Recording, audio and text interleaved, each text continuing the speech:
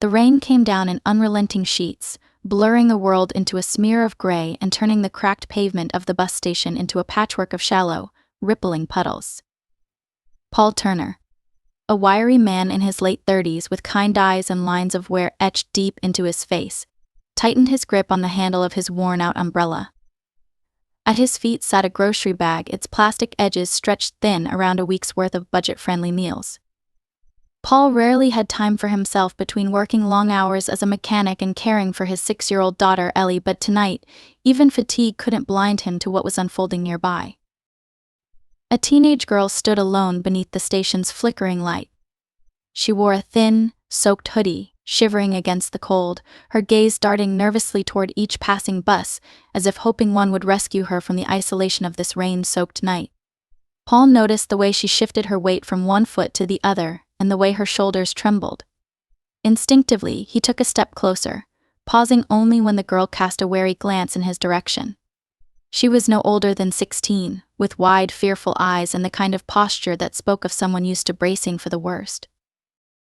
Paul hesitated, mindful of her apprehension. "You okay?" he asked, his voice low and gentle, so as not to startle her. The girl swallowed, lowering her gaze to the ground. I missed my bus," she said quietly. "I don't have enough for another fare." Paul nodded, understanding more than she could know. Times were tough. He, too, knew what it felt like to be out of options. "Where are you trying to go?" he asked. "North Ridge." "I need to get home," she answered, her words trembling like brittle leaves. Her voice cracked on the word home, and Paul could tell that whatever awaited her there, it was better than being stranded out here in the storm. He shifted uncomfortably. Paul wasn't in the habit of carrying extra cash. Every penny he made went to Ellie's care, the rent, and mounting medical bills that never seemed to end. But he couldn't walk away, not with that desperate look still lingering in her eyes. He dug into his pocket, feeling the worn edges of a few dollar bills and loose change. It was just enough. "Here," he said, holding out the money. "That should cover it." The girl's eyes widened, suspicion and hope warring across her face. "Why would you? I don't even know you." "Maybe I've been where you are," Paul replied simply. "Everyone needs a little help now and then. Take it before you miss the next one." She took the money with trembling hands, and for a moment, something in her demeanor softened. "Thank you," she whispered, the words almost lost to the rain. Then, with a quick glance over her shoulder, she climbed aboard the bus that had just pulled in. Paul watched as she disappeared into the rows of seats, a small figure swallowed by the dim interior. He stood there until the taillights vanished into the storm. Paul shook the rain from his umbrella and turned toward the parking lot. His old sedan would barely make it home in this weather, but at least Ellie would be waiting for him with her gap-toothed smile and stories of her day at school. The encounter with the girl lingered in his mind, gnawing at him like a loose thread on a sweater. Had he done enough? Was she truly safe? He pushed the thoughts aside, knowing he would likely never see her again. Days passed, and life returned to its grueling rhythm. Paul's mornings began before dawn with Ellie's sleepy complaints as he combed her hair and packed her lunch. Then came the long hours at the auto shop, where grease and sweat mixed with the sound of clanging tools and the scent of burning rubber. Despite the grind, Paul found small joys: a fleeting smile from Ellie, a thank you from a satisfied customer, the rare moments when he could rest his aching feet. But money was always tight, and each day brought a new reminder of how fragile their existence was. A week later, Paul came home to find a black luxury car parked outside his modest duplex. Its sleek lines and spotless exterior stood in stark contrast to the peeling paint on his door and the cracked concrete of his walkway. He felt a pang of dread as he approached, half expecting bad news delivered by people dressed far too nicely for his neighborhood. When he opened the door, a well-dressed man and woman stood in his living room. They rose as he entered, their expressions a mix of relief and exhaustion. Paul's pulse quickened. He'd never met these people before. How did they get in? Where was Ellie? Before he could voice his mounting panic, the woman stepped forward, her eyes bright with gratitude and something more profound, heart-wrenching respect. Mr. Turner, we've been searching for you, she said, her voice thick with emotion. You helped our daughter. Recognition dawned, slow and staggering. The girl from the bus station. He nodded mutely, unsure of what to say. The man reached for Paul's hand, gripping it tightly. We're Olivia and Daniel Blake, he said. Our daughter Maya told us everything. The room blurred around Paul as they began to speak of gratitude and kindness, of a debt they felt could never be repaid. But Paul wasn't listening. His gaze was fixed on their polished shoes, the glimmer of a diamond necklace, and the way their voices trembled with unspoken grief and relief. The Blakes were clearly people of means, wealth he could barely fathom, and yet they stood in his small living room, as humbled as anyone Paul had ever met. We'd like to help you, Olivia said. Please, let us help. Paul shook his head instinctively. He wasn't a man accustomed to charity. He worked hard, took care of his daughter, and managed as best he could. Pride, rough and stubborn, tightened his throat. That's not why I did it, he murmured, though he wasn't sure they heard him. We know, Daniel said softly. But this isn't about repayment. It's about gratitude. And we insist. Paul's mind raced, torn between pride and practicality. Ellie needed braces, better schooling, more stability than he could offer. But he couldn't shake the feeling that accepting help would change something in him, that he might lose some hard-won dignity in the process. Before he could respond, a knock on the door interrupted their conversation. A young man stood outside, rain dripping from his hat. Mr. Turner, he asked, holding out a sealed envelope. This is for you. Paul hesitated before taking it. Inside was a handwritten letter, simple and heartfelt. It explained how the Blakes had traced him down, how they understood the value of small acts of kindness, and how they hoped to change his life for the better. With the letter were documents outlining offers that felt surreal: educational trusts for Ellie, support to pay off debts, and an invitation to work on a philanthropic project with the Blakes Company. The weight of the offer pressed down on Paul, mingling relief with a hesitant, wary hope. He looked up to see Olivia and Daniel watching him, not with pity but with the quiet understanding of people who knew struggle in their own way. I need time to think, Paul said finally. Of course, Olivia replied. Whatever you decide, we're grateful. They left shortly after, leaving Paul with trembling hands and a storm of thoughts he couldn't quiet. That night, as Ellie climbed into his lap for a bedtime story, Paul held her close, feeling the gravity of the moment pressing down on him. He had always been the one to give his time, his strength, his heart. Accepting felt foreign, almost wrong. But Ellie's future loomed large before him, full of possibility and the weight of choices yet to be made. He would need time. But for the first time in a long while, Paul dared to hope. The following days were a blur of questions, hesitations, and endless weighing of options. Paul felt like he was standing at the edge of a precipice, peering into a future that seemed both promising and terrifying. The offer from the Blakes was generous to the point of disbelief. Every detail had been thought through with precision and empathy. There were funds to cover Ellie's schooling, her medical care, and even support for the repair shop where Paul worked, which was in desperate need of modern equipment. Yet, at night, when the house was quiet except for Ellie's soft breathing, doubts crept in like uninvited guests. Was it too much to accept? What strings might come attached? One morning, Paul woke to the sound of rain drumming against the window, much like the night he'd met Maya. He made coffee, leaning against the counter, deep in thought. The doorbell rang, startling him from his reverie. He opened it to find Daniel Blake standing on the porch, umbrella in hand and a hopeful expression on his face. May I come in? Daniel asked, his voice careful, as if aware that Paul might say no. Paul hesitated, then stepped aside. He led Daniel into the small living room where Ellie's art supplies lay scattered across the coffee table. She had been painting rainbows the night before, bright streaks of color against heavy gray clouds. Daniel noticed and smiled. Your daughter's quite talented, he said, gesturing to the paintings. Paul nodded, saying nothing. He wasn't sure where this conversation was going. Daniel took a deep breath. as if weighing his words carefully. "I know you're hesitant about our offer," he began. "And I don't blame you. In your shoes, I'd probably feel the same. But I'd like to tell you a little more about why we're doing this."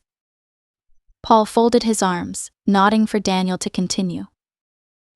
"Years ago," Daniel said slowly, "Olivia and I lost someone very dear to us, our first child, Anna. She was around Maya's age when it happened. It broke us in ways we're still piecing together. And when Maya went missing that night, even for a short time, it reopened wounds we thought had healed." He paused, his voice catching. "You helped us when you didn't have to. You saved our daughter from whatever might have happened. It's not just gratitude, Paul. It's a need to honor that kindness, to turn it into something more." Paul was silent. He'd expected many things: wealthy people trying to soothe their consciences, grand gestures made out of pity, but not this raw, human pain laid bare before him. Daniel nodded, his eyes misty. "Thank you. That's why we want to help. And we don't want you to feel pressured. Whatever you decide, we're here." The two men sat in silence for a while, the rain filling the quiet. When Daniel left, Paul felt a shift inside himself, a softening of the wall he'd built around his pride. He was still uncertain, but perhaps this wasn't just about charity. Perhaps it was about two families trying to find hope in each other. Over the next few weeks, Paul met with the Blakes several times. They discussed the logistics of their offer, how it could work without making him feel like he was losing his independence. They proposed funding a partnership with the repair shop, allowing Paul to co-own the business and grow it sustainably. Ellie's school fees would be covered without fanfare, and Paul would remain in control of the choices affecting her care. Each conversation left him feeling more in control, more like a collaborator than a recipient of charity. Meanwhile, life continued. Paul still worked long hours at the shop, but he found himself smiling more often. He took Ellie to the park on weekends, savoring every moment with her. One sunny afternoon, as they played on the swings, Maya and Olivia appeared, waving from across the grass. Ellie, ever curious and open-hearted, ran to them, inviting Maya to join in. Soon laughter filled the air as the girls played together. Paul and Olivia exchanged a glance, a shared moment of relief and gratitude. Over time, the Blakes became a quiet presence in Paul's life. Maya, still grappling with the trauma of that night, found solace in Ellie's friendship. Paul saw how Ellie's kindness, her open, unguarded way of loving, helped Maya heal. It was a reminder that compassion, however small, had a ripple effect. Then, life threw another curveball. One evening, Paul received a call from the repair shop. There had been an accident involving a piece of outdated equipment, a jack that collapsed, pinning his coworker, Jim, beneath a car. Paul rushed to the hospital, guilt gnawing at him. If he had accepted the Blakes' offer earlier to upgrade the shop's equipment, maybe this wouldn't have happened. At the hospital, Jim lay unconscious, his family gathered around him. Paul spoke to them quietly, offering whatever support he could. The experience crystallized something inside him. Pride was important, but it shouldn't come at the cost of others' safety.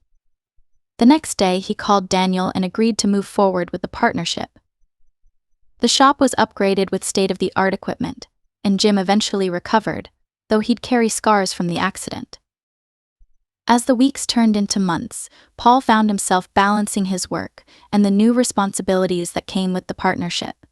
He worked harder than ever, but it was different now, filled with a sense of purpose and hope. Ellie thrived in her new school, making friends and excelling in art. Her happiness was worth every moment of doubt Paul had endured. One evening, the Blakes invited Paul and Ellie over for dinner. The girls disappeared into Maya's room, giggling over some shared joke, while Paul sat with Daniel and Olivia in their elegant but warm dining room. They spoke of life, of children, of loss and love. There was no pretense, no awkwardness, just the quiet connection of people who understood how fragile life could be. As the night wound down, Olivia handed Paul a small gift box. "It's just a token," she said, her smile kind. "Nothing compared to what you've given us." Inside was a simple silver pendant in the shape of a tree, its branches entwined with leaves of tiny emeralds. for Ellie, Olivia said softly. A reminder that her father's kindness changed lives. Paul's throat tightened. Thank you, he managed, his voice thick with emotion. That night, as he tucked Ellie into bed, she held the pendant tightly. You're a hero, Dad, she whispered sleepily. He kissed her forehead, feeling the weight of her words. No, sweetheart, he replied. I'm just a man who saw someone in need. And that's enough. The journey wasn't over. There would always be struggles, moments of doubt, and unexpected challenges. But for the first time in a long time, Paul felt like he was standing on solid ground, surrounded by people who cared. And it all began with a simple act of kindness on a rainy night. As the months passed, Paul continued to find himself navigating a life transformed by kindness and new opportunities. Running the repair shop as a co-owner came with its challenges, but it also brought a renewed sense of pride and accomplishment. The community started to take notice. Customers returned, spreading word of a trustworthy business built on integrity and hard work. Paul employed a few more mechanics, including Jim, who returned to work after recovering from the accident, albeit with a lighter load. There was laughter in the shop again, along with a sense of camaraderie that Paul hadn't realized he'd missed. Ellie thrived in school, excelling in art and making friends easily. She'd become inseparable from Maya, and their bond warmed Paul's heart. The two families often spent time together: picnics at the park, movie nights, and dinners that stretched late into the evening. Paul, once wary and guarded, found himself genuinely smiling and laughing more often. He felt lighter, the weight of old burdens slowly lifting. One evening, after a busy day at the shop, Paul received a phone call. It was from Maya, her voice excited and breathless. Can you come over? There's something I need to show you. Curious, Paul and Ellie made their way to the Blakes' house. When they arrived, they found Maya standing in the middle of the living room, a large canvas propped up on an easel. Ellie stood beside her, grinning ear to ear to ear. Go on, Ellie encouraged, nudging her friend. Maya nodded, taking a deep breath. She unveiled the painting, a vibrant scene depicting the rainy night when Paul had helped her. The details were breathtaking: the blurred glow of streetlights through the rain, the worn edges of Paul's umbrella, and Maya's expression a mix of fear and hope. But there was something more, something that made Paul's chest tighten. Behind the two figures, painted in softer, luminous strokes, was a tree with intertwining branches, sheltering them both. Paul swallowed hard, emotion welling up in his throat. Maya. This is beautiful. It's a gift, Maya said, her voice quiet but sure. To remind us of what happens when someone cares enough to help. Olivia stepped forward, her eyes filled with tears. Maya's been accepted into an art program thanks to you and Ellie. You helped her believe in herself again. Paul looked at Ellie, who beamed with pride. She's amazing, Dad. Paul nodded, unable to find the words. He hugged both girls tightly, feeling an overwhelming sense of gratitude for the twists of fate that had brought them all together. He realized then that every small act of compassion rippled outward, creating connections and changes he could never have foreseen. That night, Paul returned home with Ellie. She held his hand tightly, the silver tree pendant glinting softly under the porch light. You did something special, Dad, she whispered as they stepped inside. Paul knelt in front of her, meeting her gaze. We all did, he said. Kindness has a way of coming back to us, Ellie. It grows and branches out, like that tree. I hope you always remember that. She nodded, a thoughtful look crossing her young face. I will. In the days that followed, Paul continued his work at the shop, still grappling with the ordinary challenges of life. But now he did so with the quiet confidence of someone who understood the power of compassion and human connection. Whenever doubt crept in, he'd touch the pendant around Ellie's neck or glance at Maya's painting hanging proudly in their living room. It was a reminder of that rainy night, a reminder that small moments of kindness, no matter how simple, had the potential to change lives. One rainy evening, as Paul locked up the shop, he noticed a young man standing by the bus stop, shivering in the cold. Paul hesitated for a brief moment, then walked over, offering his umbrella and a warm smile. You need a ride, he asked. The young man looked at him, wide-eyed, before nodding slowly. As they walked together toward Paul's car, the rain fell around them, just as it had before, and Paul knew, deep down, that this was how the world changed one act of kindness at a time. It was a gift, after all, and one worth giving over and over again.